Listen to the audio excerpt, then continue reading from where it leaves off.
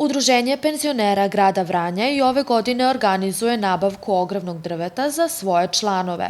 Cena bukovih drva iznosi 60 evra, a plaćanje je moguće u 10 mesečnih rata.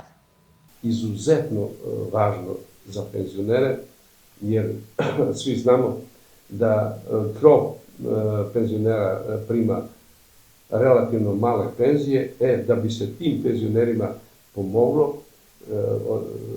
Udruženje penzionera organizuje najbitnije što je sad u ovom datom momentu, pozivam ih da se prijave da bi mogli da na što duži vremenski period otplaćuju drva, to velika je potrepština za svako domaćinstvo.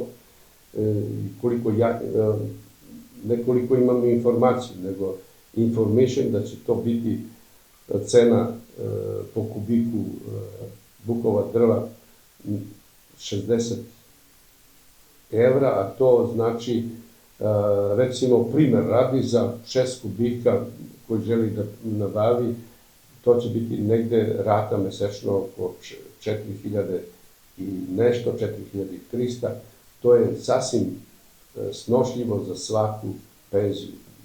Iako su male penzije, recimo ako se sad prijavi u februaru, to će biti na 10 meseci rata, da neosetno, ne ugrožavajući velikim iznosom penziju, dođu još početkom godine do ogrevna drva.